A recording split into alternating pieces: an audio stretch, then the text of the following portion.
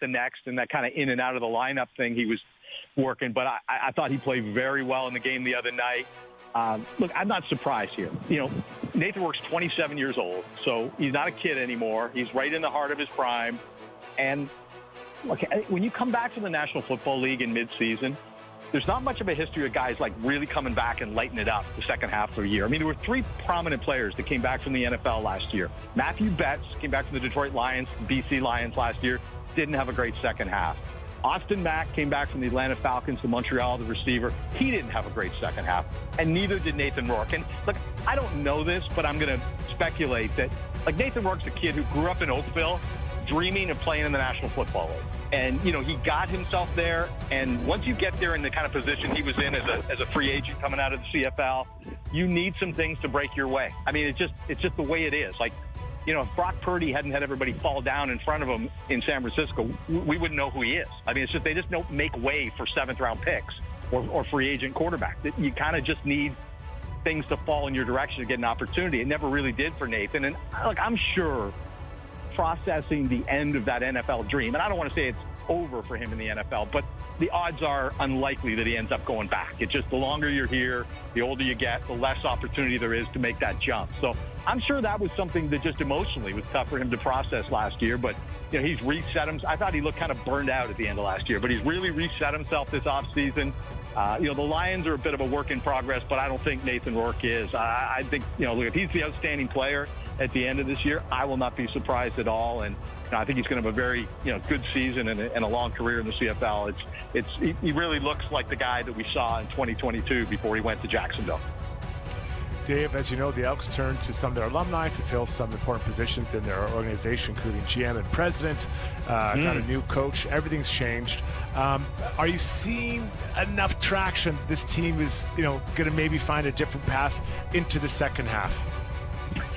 It's a bye week in Edmonton, and I think they got conversations about what to do on both sides of the ball. I mean, the Trey Ford thing, gets a lot of the attention, right? And just to put Trey Ford in context for people who don't understand it, Trey Ford played football at the University of Waterloo, okay?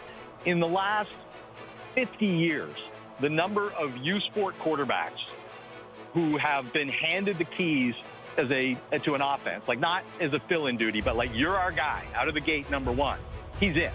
Like, there's nobody else. So, he's trying to do something that isn't done very often. He's, again, an athletically freakish player who can, make Lamar Jackson type plays at times, but he also can mess up simple plays. And that's been the variance that people have seen in Trey Ford. And I think there is a discussion in Edmonton about, looking at sort of what is his first 5 games of the season been. It was a big step backwards against BC. They got to win. I mean, you can't rebuild a fan base once you get to 1-6 or 1-7. You're talking about next year. So that's one conversation I think is being had, and the other is the defense. I mean, they went out and spent in relative terms, a boatload on their defense, and particularly the front 6 or 7. And they have given up the most points per game this season. They've given up the most yards per game this season, and they've given up the most passing yards this season. When you go out and spend the kind of money, I mean, they got a couple of defensive linemen that are making in excess of $250,000, which in CFL money is a lot for a defensive player, and it's just not getting it done. And that, I don't think that makes the assignment for Trey Ford any easier, because as a young quarterback, you don't want to put him in a position where you're chasing scores in the second half, and that's where they've been, most of the time. With Dave Naylor, our TSN CFL NFL reporter and insider. Week 7 of the CFL beginning tonight. Argos in Montreal playing the Alouettes. So a big story that you broke this week. Sean Lemon has been reinstated by the CFL. Stuart Johnston, of course, the new commissioner of the CFL. And Lemon, famously was suspended indefinitely last April for wagering on CFL games. And he's not a young guy. He's, I believe, 36. He's a free agent now. So what does this mean now that he's been reinstated? Are you surprised at all that, what seemed like a lifetime ban actually was about 15, 16 months? And what kind of market is going to be out there for him? Yeah, I would say when a soon-to-be 36-year-old defensive lineman gets suspended indefinitely, that's probably the end of his career. I would have told you that at the time. And, I think part of it was, he appealed his suspension, right? And the basis of his appeal, I believe, was essentially, I didn't know you couldn't do that.